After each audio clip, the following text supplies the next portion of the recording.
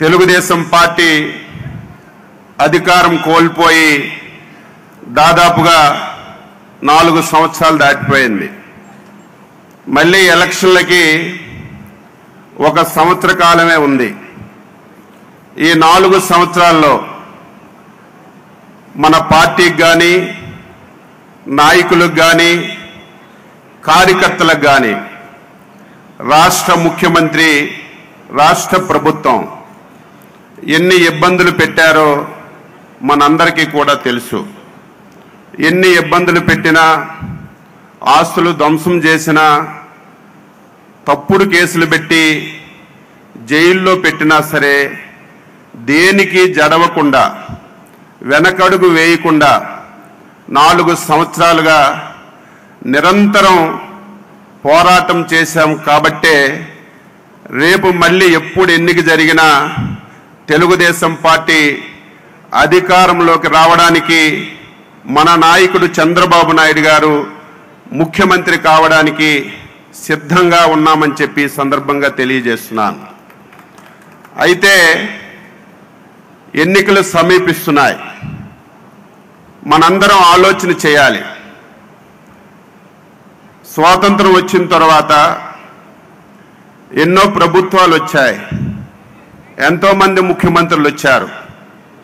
ఒక ప్రభుత్వం మీద కానీ, ఒక ముఖ్యమంత్రి మీద కానీ కొంతమంది అసంతృప్తిని చూశాం, కొన్ని వర్గాల అసంతృప్తిని చూశాం, కొన్ని ప్రాంతాల అసంతృప్తిని చూశాం.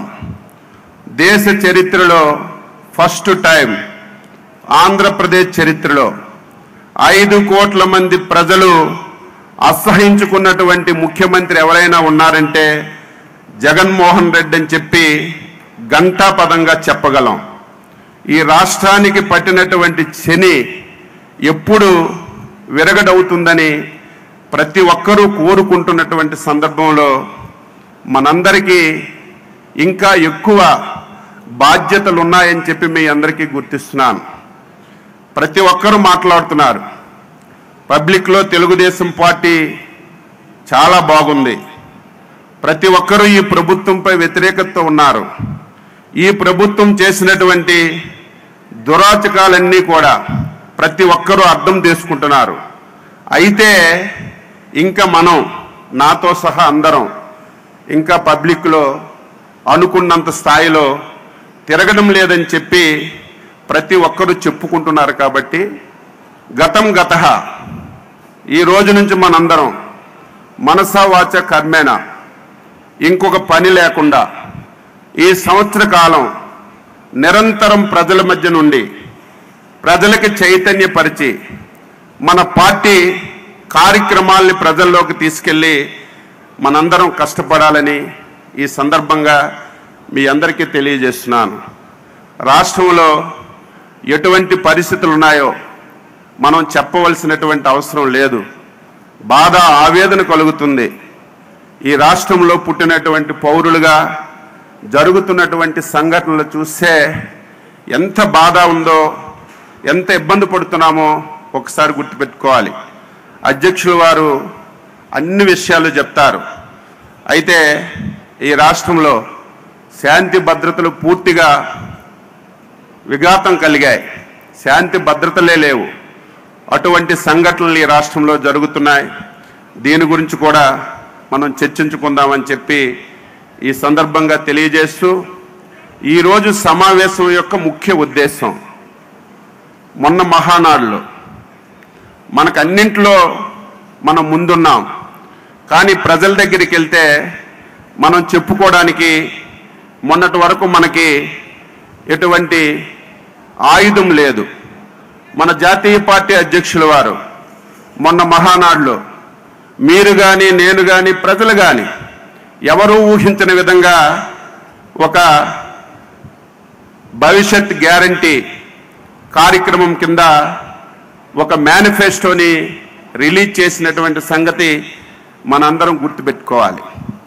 దాన్ని పట్టుకొని మనందరం ఈ రాష్ట్రంలో ప్రతి కుటుంబానికి వెళ్ళాలి, ప్రతి ఒక్క పౌరుడికి తెలియచేయాలి.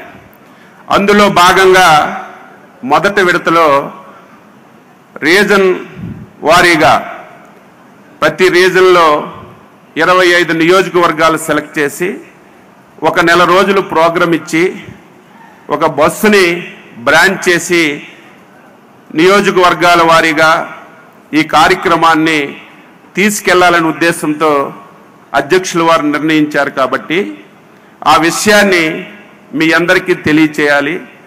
ఏ విధంగా ప్రజల్లోకి వెళ్ళాలి అన్ని విషయాలు చెప్పడానికే ఈ సమావేశం పెట్టాం. ఇప్పటికే నియోజకవర్గాల్ని సెలెక్ట్ చేశాం. జోన్లో ఒక 30 మంది అన్ని కులాల నుంచి వక్తలుగా ఉన్నవారు, సీనియర్ లీడర్సు అందరిని కలిసి ప్రతి జోన్కి 30 మంది సీనియర్లు కూడా సెలెక్ట్ చేశాం. ఇంకా కొంతమంది మా పేర్లు లేవు, మమ్మల్ని కూడా యాడ్ చేయండి అని మాకు ఫోన్లు చేస్తున్నారు. తప్పనిసరిగా అటువంటి వారిని కూడా యాడ్ చేస్తామని చెప్పి ఈ సందర్భంగా తెలియచేస్తూ, ప్రోగ్రాం చాలా కరెక్ట్గా ఎక్కడ మనకు డౌట్ లేకుండా ప్రోగ్రాం అంతా కూడా డిజైన్ చేశాం. దాన్ని మీరందరూ పూర్తి స్థాయిలో వినియోగించుకోవాలి. ఎవరెవరు జోన్ నుంచి మీ నియోజకవర్గానికి వస్తారు, మీ నియోజకవర్గంలో ఎవరెవరు పార్టిసిపేట్ చేయాలి, మీ నియోజకవర్గంలో ఇన్ఫ్లుయెన్సెస్ ఎవరెవరు ఉన్నారు, ఎవరెవరితో మీరు మాట్లాడాలి, ఎవరిని ఏ రకంగా మీరు చైతన్యపరచాలి, అన్ని విషయాలు కూడా డీటెయిల్గా మీ అందరికీ అందిస్తాం. దీన్ని మీరు ఉపయోగించుకోవాలని చెప్పి తెలియజేస్తున్నాను. ఏదో లైట్గా తీసుకోవడానికి వీల్లేదు. చాలా సందర్భాల్లో చెప్తున్నాం, అధ్యక్షుల వారు చెప్తున్నారు, మేము చెప్తున్నాం. చాలామంది ఇంకా లైట్గా తీసుకుంటున్నారు. దయచేసి ఈ రోజు నుంచి అందరం సీరియస్గా తీసుకొని ఈ విషయాన్ని ప్రజల్లోకి తీసుకెళ్లాలని ఈ సందర్భంగా తెలియజేస్తున్నాం. 1:30కి మీటింగ్ అయితే 2:30కి బస్సులు లాంచ్ చేసి ఏ జోన్ నాయకులు ఆ జోన్లు బస్సుల్లో కూర్చుంటే ఆ కార్యక్రమం ప్రారంభిద్దామని చెప్పి తెలియజేస్తున్నాను. ఈరోజు భవిష్యత్ గ్యారంటీ కింద బ్రహ్మాండమైనటువంటి పథకాలు, అధ్యక్షుల వారు పథకాలన్నీ చెప్తారు. అయితే చాలామంది ఈరోజు మీరు విమర్శిస్తున్నారు కదా, జగన్మోహన్ రెడ్డి అప్పులు తెచ్చి పథకాలు ఇస్తున్నాడని. మళ్ళీ మీరు ఇటువంటి పథకాలే ఎందుకు అనౌన్స్ చేశారని కొన్ని వర్గాలు కొన్ని దగ్గరలా క్వశ్చన్ చేస్తున్నారు. వాళ్ళందరినీ మనం ఎడ్యుకేట్ చేయాలి. పథకాలు అమలు చేయడం పెద్ద కష్టమైనటువంటి పని కాదు. నాయకత్వం గట్టిగా ఉంటే, ఆలోచనలు గట్టిగా ఉంటే, సంపదని మనం సృష్టించగలిగితే పథకాలు ఇవ్వడం పెద్ద కష్టం కాదు. దానికి ఒక ఉదాహరణ చెప్పి ముగిస్తాను. 1995 మన నాయకులు చంద్రబాబు నాయుడు గారు ఉమ్మడి ఆంధ్రప్రదేశ్కి ముఖ్యమంత్రిగా బాధ్యత స్వీకరించారు. ఆ రోజు ఈ రాష్ట్రం పూర్తిగా దివాలా తీసింది. ఉద్యోగస్తులకి శాలరీస్ కూడా ఇవ్వలేనటువంటి పరిస్థితి. ఆ రోజు ప్రభుత్వం దగ్గర ఒక పైసా కూడా లేదు. అటువంటి క్లిష్టమైనటువంటి పరిస్థితిలో మన అధ్యక్షుల వారు బాధ్యతలు తీసుకొని మేధాశక్తిని ఉపయోగించుకొని సంపదని సృష్టించడమే ఏకైక లక్ష్యంగా పెట్టుకొని ఆ రోజు అంది వచ్చినటువంటి ప్రతి విషయాన్ని, ఆ రోజు దేశంలో ఆర్థిక సంస్కరణలు వచ్చాయి పివి నరసింహారావు గారు, దాన్ని మన నాయకుడే ముందు అందిపుచ్చుకొని దాన్ని మన రాష్ట్రంలో అమలు చేయడం.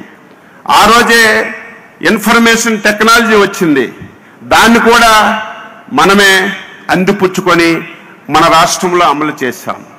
అదే రోజు పీపీపీ మోడల్లో ఈ దేశంలో ఒక మంచి కార్యక్రమాలు వచ్చాయి. దాన్ని కూడా మనం ఉపయోగించుకొని పోర్టులు కానీ, నేషనల్ హైవేస్ కానీ అనేక విషయాల్లో మన రాష్ట్రం ముందుండి ఆ రోజు ఒక పటిష్టమైనటువంటి విధానంతో ముందుకెళ్ళటం వల్ల అతి కొద్ది కాలంలోనే సున్నాతో ఉన్నటువంటి రాష్ట్రాన్ని ఆర్థిక సంస్కరణలు ఉపయోగించుకొని, ఆ రోజు ఉన్నటువంటి ఇన్ఫర్మేషన్ టెక్నాలజీ ఉపయోగించుకొని, ఆ రోజు ఉన్నటువంటి ప్రైవేట్ పబ్లిక్ పార్ట్నర్షిప్ని జోడించి రాష్ట్ర ఆర్థిక పరిపుష్టిని పెంచి మళ్ళీ మన రాష్ట్రంలో అభివృద్ధిని సంక్షేమాన్ని చక్కగా తీసుకెళ్ళినటువంటి అనుభవం కలిగినటువంటి నాయకులు మన చంద్రబాబు నాయుడు గారు. ఈ విషయాన్ని మనందరం కూడా గుర్తుపెట్టుకోవాలి. మళ్ళీ దురదృష్టవశాత్తు 2014లో రాష్ట్రం విడిపోయింది. తెలంగాణ రాష్ట్రం, ఆంధ్రప్రదేశ్ రాష్ట్రం. మనకంటే ఆంధ్రప్రదేశ్ జనాభా తక్కువ ఉంది, మనం జనాభాలో ఎక్కువ ఉన్నాం. మన రాష్ట్రానికి 16,000 కోట్ల రూపాయల లోటు బడ్జెట్. మళ్ళీ 2005లో ఏ రకంగా అయితే 95లో ఎటువంటి పరిస్థితులు ఉమ్మడి ఆంధ్రప్రదేశ్లో వచ్చాయో మళ్ళీ ఈరోజు అదే పరిస్థితులు వచ్చాయి. మనందరం ఎమ్మెల్యేలు అయ్యాం, తెలుగుదేశం పార్టీ అధికారంలోకి వచ్చింది. ఏంటి మన పరిస్థితి? సంక్షేమాన్ని ఇవ్వగలమా? అభివృద్ధి చేయగలమా? ఈ రాష్ట్రాన్ని ఏ రకంగా నడపగలమని బాధ ఆవేదన చెందాం. అటువంటి రాష్ట్రాన్ని అన్ని విషయాల్లో ముందుకు నడిపించి మనెవ్వరికీ కష్టం లేకుండా, నేను ప్రతిసారి చెప్తాను, ఆంధ్రప్రదేశ్ చరిత్రలో 2014, 2019 చంద్రబాబు నాయుడు గారి పరిపాలన ఈ రాష్ట్రానికి ఒక స్వర్ణ యుగమని చెప్పి ఘంటాపదంగా చెప్పగలుగుతున్నాం. ఆర్థికంగా ఇబ్బంది ఉండి రాజధాని లేకుండా చాలా కష్టాల్లో ఉన్నటువంటి రాష్ట్రాన్ని ఆ రోజు సంపద సృష్టించి రాష్ట్రంలో మనెవ్వరికీ కష్టం తెలియకుండా అభివృద్ధిని సంక్షేమాన్ని ముందుకు తీసుకెళ్ళి ఈ రాష్ట్రాన్ని గాడిలో పెట్టారు. దురదృష్టం, ఒక్క అవకాశం అని చెప్పి మాయ మాటలు చెప్పి జగన్మోహన్ రెడ్డి అధికారంలోకి వచ్చి ఈ 4.5 సంవత్సరాల్లో రాష్ట్రాన్ని సర్వనాశనం చేశాడు. వ్యవస్థలన్నీ పోయాయి. నిన్న నేను పేపర్లో చూశాను, తమిళనాడులో లూలు మాల్, మన వైజాగ్లో రావాల్సినటువంటి లూలు మాల్ ఈ దుర్మార్గుడి యొక్క బలికి ఇక్కడ నుంచి తమిళనాడుకి వెళ్ళి వాళ్ళు తమిళనాడులో లూలు మాల్ కట్టి ఆ ఫోటోలతో నిన్న పేపర్లో చూస్తే ఈ రాష్ట్ర పౌరుడిగా ఎంత బాధ ఆవేదన పడ్డామంటే, ఇది ఒక ఎగ్జాంపుల్.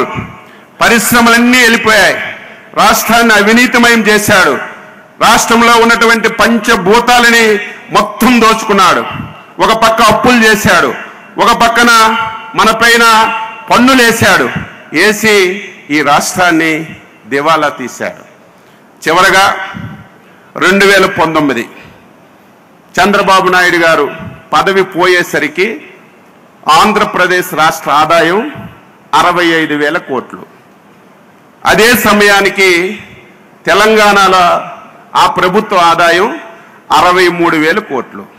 మన జనాభా ఎక్కువ ఉండి మనకు 65,000 కోట్ల ఆదాయం, జనాభా తక్కువ ఉండి తెలంగాణకి 63,000 కోట్ల ఆదాయం. వాళ్ళకి మనకి 2,000 కోట్లే తేడా ఉంది. జనాభా ఎక్కువ ఉన్నాం, దానికి దీటుగా ఆంధ్రప్రదేశ్ ఆదాయం పెరగాలి. ఈ దుర్మార్గుడు వచ్చిన తర్వాత పరిశ్రమలు లేవు, అభివృద్ధి లేదు, పెట్టుబడులు లేవు. ఆంధ్రప్రదేశ్ టోటల్గా దిగజారిపోయింది. నిన్న లేదు మొన్న, ఇదేదో అచ్చెన్నాయుడు చెప్పలేదు, సాక్షాత్ ఈ రాష్ట్ర ప్రభుత్వమే చెప్పింది. నిన్న లేదు మొన్న తెలంగాణ ఆంధ్రప్రదేశ్ ఆదాయం చూస్తే 63,000 కోట్లు ఉన్నటువంటి తెలంగాణ ఆదాయం 132,000 కోట్లకి వెళ్ళింది. 65,000 కోట్లు ఉన్నటువంటి ఆంధ్రప్రదేశ్ ఆదాయం 92,000 కోట్లకే ఉండిపోయింది. అంటే మనకంటే జనాభా తక్కువ ఉన్నటువంటి తెలంగాణలో 40,000 కోట్ల ఆదాయం సంవత్సరానికి పెరిగి మన రాష్ట్రం పూర్తిగా దివాలా తీసిందంటే ఒక్కసారి ప్రజలకి ఇది మనం ఎక్స్ప్లెయిన్ చేయాలి. ఒక సంవత్సరానికి 40,000 కోట్లు, 5 సంవత్సరాల్లో 2 లక్షల కోట్లు, 2 లక్షల కోట్ల ఆదాయం ఈ రాష్ట్రానికి వస్తే ఎన్ని సంక్షేమ పథకాలు ఇవ్వచ్చు? ఎంతమందికి 20,000 రైతులకి ఇస్తే మనకు నష్టం జరుగుతుంది? ఈరోజు తల్లికి వందనం కింద ఎంతమందికి మనం 15,000 రూపాయలు ఇస్తే ఈ డబ్బు ఏం చేసుకుంటాం? ఈరోజు మహిళలకి ఆర్థిక పరిపుష్టి కలగాలని నెలకు 15,000 రూపాయలు చొప్పున ఇంతమందికి ఇస్తే ఈ డబ్బు ఏం చేసుకుంటాం? అయితే ఈ రాష్ట్రాన్ని మళ్ళీ గాడిలో పెట్టినటువంటి సమర్థవంతమైనటువంటి నాయకుడు మనకి చంద్రబాబు నాయుడు గారు ఉన్నారు కాబట్టే ధైర్యంగా మనం చెప్పాలి, ఎక్స్ప్లెయిన్ చేయాలి. ఎవరైనా అడిగితే రాష్ట్రానికి డబ్బులు లేవంటే అయ్యా 95లో ఇదే పరిస్థితి, ఆదాయాన్ని పెంచాం, సంపద సృష్టించాం. సంపద సృష్టించడం తెలిసినటువంటి పార్టీ సృష్టించినటువంటి సంపదని పేదవాడికి పంచే శక్తి ఉన్నటువంటి నాయకుడు చంద్రబాబు నాయుడు గారని చెప్పి మనం 95లో జరిగినటువంటి విషయాలు, 2014లో జరిగినటువంటి విషయాలు మళ్ళీ రేపు అధికారంలోకి వచ్చిన తర్వాత అతి తక్కువ సమయంలోనూ ఈ రాష్ట్రంలో గాడిలో పెట్టి ఈ పథకాలన్నీ 100% అమలు చేస్తామని ఈ సందర్భంగా తెలియజేస్తూ చాలా మంది ఫోన్లు చేస్తున్నారు. ఈ మధ్య అయితే ఎంప్లాయీస్ విపరీతంగా మాట్లాడుతున్నారు.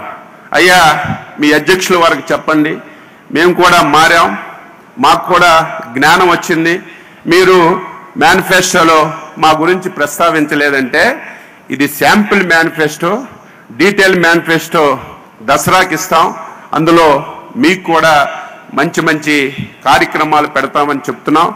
ఇంకా ఎవరైనా సరే ఇటువంటి ప్రశ్నలు వేస్తే మనం అందరికీ నచ్చచెప్పి మళ్ళీ మళ్ళీ కోరుతున్నాను. ఈరోజు పార్లమెంటుకి 5 నియోజకవర్గాలు, ఏ నియోజకవర్గంలో బస్సు యాత్ర అవుతుందో టోటల్ డీటెయిల్ ఇన్ఫర్మేషన్ అంతా సాయంత్రానికి వస్తుంది. ఎంతమంది అటెండ్ అయ్యారు, ఎంత ఉత్సాహంగా జరిగింది, ఎంతమందికి ఇన్ఫ్లుయెన్స్ చేయగలిగారు, నియోజకవర్గ నాయకులు నియోజకవర్గ ఇన్ఛార్జు ఎంత బాధ్యత తీసుకున్నాడు.